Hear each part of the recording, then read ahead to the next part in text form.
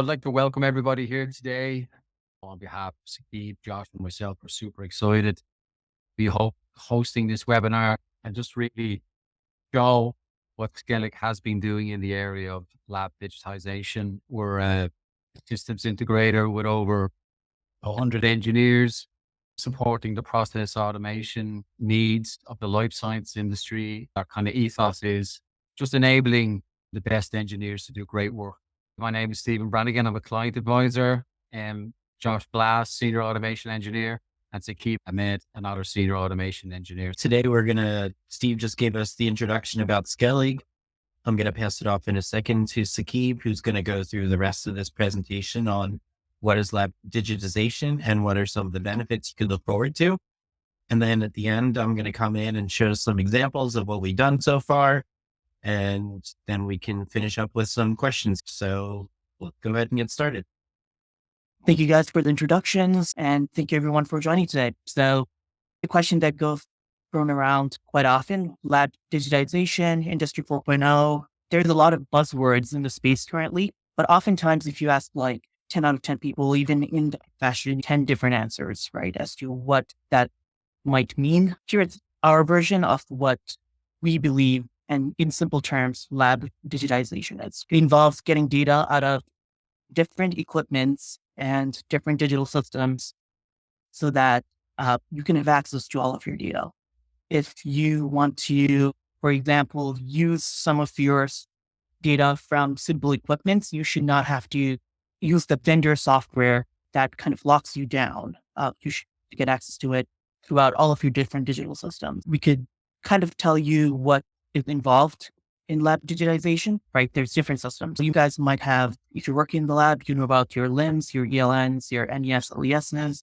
You have QMS systems. There's a lot of ML AI systems that are going on top of these nowadays. These brands and equipment are probably very familiar to you if you work in the lab. I'm not going to read off of all of them, but you probably have your liquid handlers, shaker, incubators. Every lab I've been to, I would say about 70 to 80% of all equipment in all the labs turn out to be very similar. That presents us with the opportunity to actually hone in on how do we get data out of these specific equipment that seem to be in all labs. And that's something we're focused on in the lab digitization space for Skellig. Integrations can be very different depending on what system it is. So if you're a little more technical and you know the Industry 4.0 space, you'll probably be very familiar with FTTT, Opus UA. But if you take a look at most lab systems, they might be a little more legacy depending on where you come from, right? They might be more flat file, serial connection based, a lot of vendor software that has its own databases that are locked down. And then some might just be very quote unquote dumb, as in there's no way to get the data out through sensors that you can see. And for those, Skellig will install external sensors as needed to get the data out as well. Some stuff you might have heard, just so we have the same vocab, you might have heard of paper and glass or single pane of glass. So paper and glass is digitizing your entire NES system so that you get context for the equipment data. Who did the experiment, right? Like metadata. When was it started? When was it ended? What's the batch ID? Single pane of glass refers to an unified data structure, which is getting data from all different systems and different equipments out so that you can view it on a single HMI and interact with it from a single interface. Skellig does enable allowing your data to be hosted either on our own cloud, or we don't lock you down. You can use your own public cloud interfaces. Like you guys might have AWS, you might be an Azure shop, right? We will enable you to host the data there, or it could be self-hosted on a SSI host on your VMware. We are very keen on keeping your data with you. Therefore, we try and keep it as open as possible, architecture-wise. So some of the benefits to note out for Skellig 4.0, what do I get out of it? We'll keep it simple, but there's tons that you can build on top. If you're in the lab space, you're probably very concerned about GLP. So enhanced data integrity is definitely one of it. You want to know who's working on the data, when it gives you that data contextualization. And you also don't have to go to multiple equipment to know what data is being generated, right? You have one single source of truth. There's increased accessibility as well. Anyone can use the data. You don't necessarily have to be in the same space to see it. It's not bogged down by different user controls. It's just one system that you manage all of your users on for 21 CFR requirements. From Skellig's point of view, we enable a streamlined implementation, which basically means our drivers will allow you to view the data in a very no fuss kind of way. You don't have to click 20 different screens and configure it yourselves, right? Let us take care of enabling your data to be visible in one source. The main purpose here is to get rid of the need for paper-based record keeping, right? That has been a huge data integrity risk that shows up time and time again in every DIA assessment or data integrity assessment that I've been part of. If you have some data stored in one system that travels to another, but you need to write it down manually, there's tons of mistakes that could be made just because, human error involved, and transcribing data in general kind of frowned upon. So we align ourselves with the 21 CFR requirements that FDA has. If you're getting your data straight from the source and there's one source of truth, you're reducing your transcription error rates and anything of the sort, where data from one source might not meet the requirements from FDA and it might get changed as we go forward. For increased accessibility, same idea, right? You get to see all of your data, one HMI, same pane of glass, and then your data can literally be hosted wherever you want it to be, whether it's on an on-prem VM or on one of the AWS or Azure platforms, or if you use Google Cloud Platform. And lastly, streamlined implementation. From Skellig's point of view, we know what it's like to work with a vendor. Oftentimes we've been part of different integrators before where there's always some sort of mystery as to how do you get the pricing you get. But you don't want multiple changes in the middle of your work stream that affects your timelines and your budgets. So we try and make sure that everything we give you is fixed cost upfront because we've already done the devices before. There are no surprises. We're not testing it out for the first time. In the middle of trying this out, we will not tell you that, hey, this just will not work now. So all of our device drivers, they're designed for easy scalability. Whether you do 1, you do 10, we're designed in such a way that you can have a lot of scalability. Something I do want to focus on, especially now with the AI ML craze coming up. I know some things we've done with our device drivers that we've tried out internally is giving it access to MChat through LangChain and stuff like that. But those are only possible once you get your equipment data out into a single source. So it really helps prepare you for the future. If you're a smaller shop, to have this done and be able to scale up as you keep growing. And now we'll just go through some deployment examples, right? How can this be done if I get my equipment data out? Where can I see it through? We'll start off with a typical life sciences example of what the architecture looks like.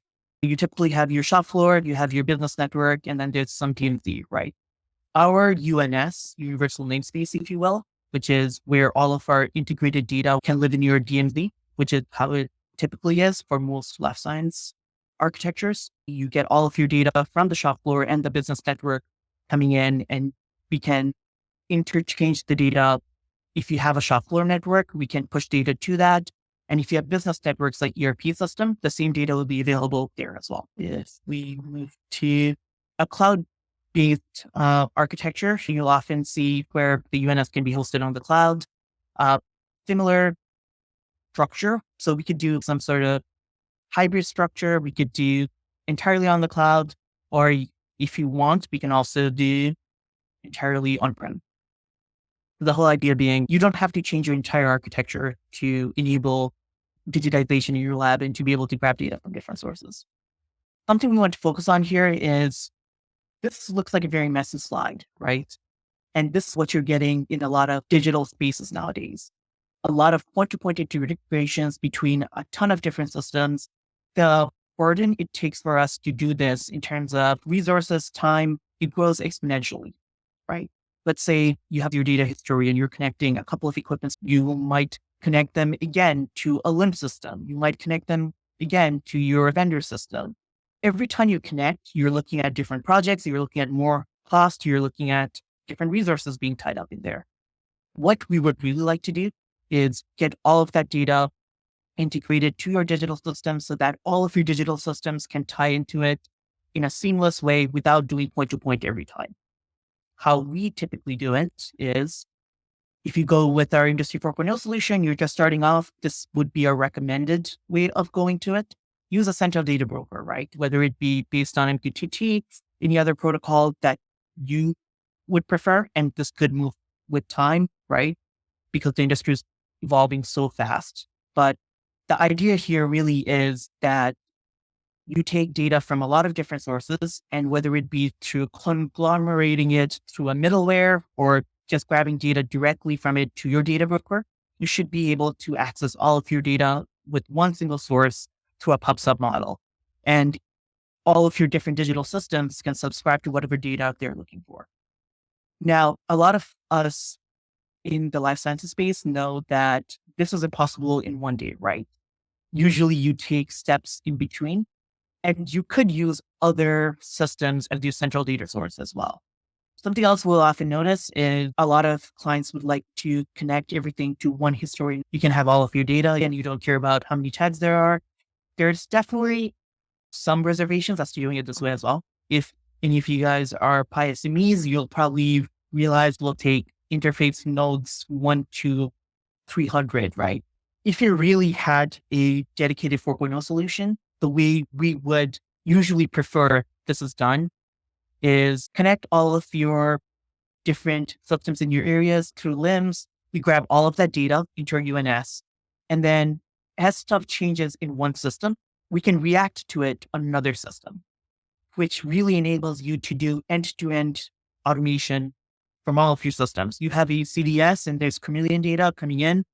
Great. After a Chameleon run is done, you take a look at your chromatogram and you're automatically integrating it to some script that's running on a compute engine on AWS. And after that's done, you send to a review somewhere.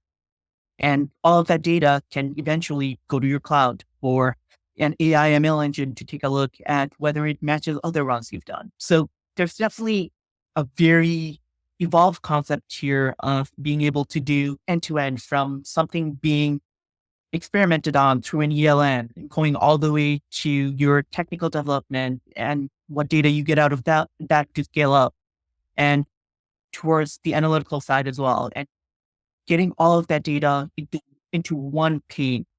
As you have in the center, here it's the Skellig UNS, and then that really allows you to play with your data, to see all the data from different equipment, different sources, from the very inception to your very end analytical testing in one view, which is so powerful. Now I will push it back to Josh so that he can give you a quick demo of what some of this could look like.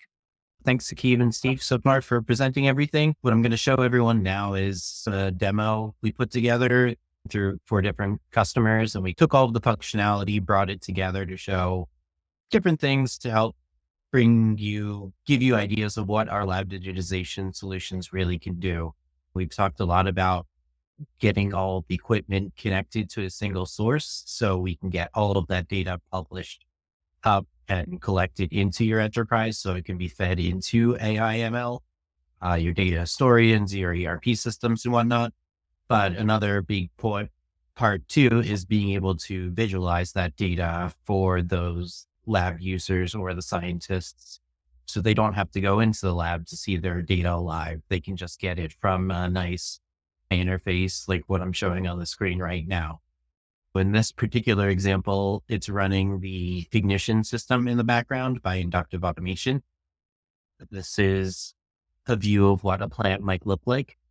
So I have it set up right now to be dynamic. So I have building 1 here, and I can drill down into different places within the building. So then floor 1, and then I can select my lab 1, let's say, and then here's all my equipment in that lab.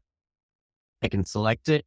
It'll bring up a nice overview screen, similar to what you've probably seen before, with a nice trend of what's happened in the data, the real-time view of what's going on, get a real nice picture of what's coming into your plant for each of your nodes coming into the broker.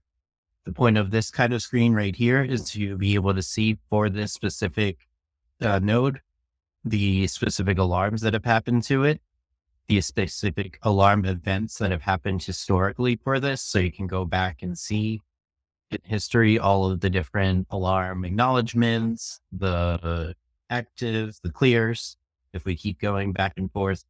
And then finally, we have configured it so you can set up your alarm configuration here, set points. So you can come in, make a change to whatever you need to do, click save. It'll bring you to this nice electronic signature window where it'll tell you what you're changing from the old value to the new value. And then you can complete the e-sign and the values will be pushed to the controller. I'm just not going to show that now because it'll fail because I don't have a controller hooked up right now. Besides that, the system will also show alarms for the whole plant. In this case, it's still only one alarm, but you'll be able to see everything that's going on for your whole site within that area. You can access that too here from the alarm status section to get to the same window. And then the alarm journal, similarly, like I showed on the previous example, but this again is for the full system. So everything that's happened in the system will be historized here in a database. We have it set up so you can download a CSV and PDF files to present that to your management or whatever maybe is investigations you need to do to prove what happened in your system. We all have to do that sometime or another. And then we can just come in, browse tags here and see what's going on our data management system. But another feature that I wanted to show too that Sakib mentioned was the ability for a system to be dynamic and just reactive based on what happens. So just as an easy example here, I'm going to come in. Let's say I'll add another couple tags here. I'm going to change its parameter to call it building tour 13 or 3. And then we'll make another one, let's say, and call it 13 also, but yeah, let's leave it on floor 1, but this is lab 1. So just by coming in here, doing not really any engineering at all, I can come back into my system and it'll dynamically show everything that's happened. And as long as the connections are in place in the background, it'll instantly be able to show what's going on, what historical trends it might have or it might not have any, but really is able to be responsive. And the point of this is just to show as we're adding more equipment into your plant, it will be really easy to grow it. And there's not that much technical debt as we're adding to it because it's responsive. We don't have to modify like this main screen. As you saw, I just pressed the home button to refresh it. It picked up building 13. I can click in there. It'll show you building or floor 1 and floor 3, like I configured in the back end, and can click in there, get to my lab and the one transmitter that I just configured. So that's really the power of what we want to show in 4.0 and moving towards some of these concepts like Sakib mentioned with using a broker and centralizing your data. So each of the tags there can be from a different digital system. It could be from a different equipment. Each tag that you see that Josh has on his screen is from a different equipment and from a different digital system. So the whole idea is getting everything into one central place where you can view them and reaction to it and do an entire workflow entirely on your own. You should be able to see your entire process end to end, one spot. And just to explain a little further, for the example, this would be coming real time through MQTT from my data broker, real time values that are being published from my controller. And an example we've deployed was coming from a historian getting the historical data, or we can make it responsive. So when you click the tag, it will be able to determine where to query it from. So it doesn't have to be a single source. We can programmatically make it dynamic based on the conditions that are necessary for your company. This bottom part is stored within Ignition. The alarm journal is a database behind Ignition.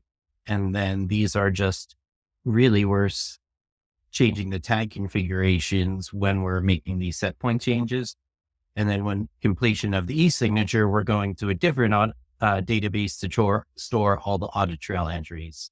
So just to show that we have half a dozen-ish systems here that are coming together just to show a nice single interface. Another part of it being able to be dynamic is depending where you click, we can show different things.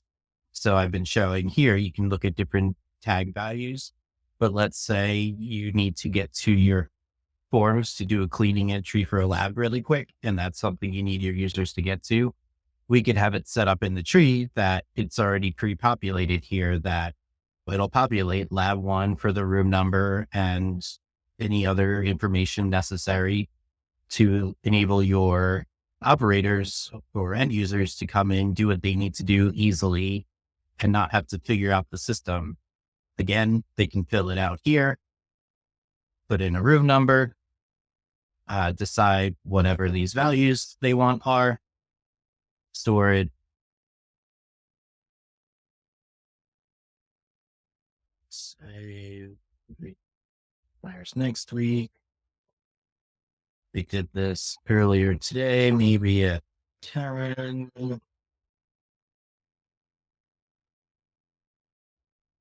Finished maybe by 10:30. Then we'll do save, just to do an example of an e-signature.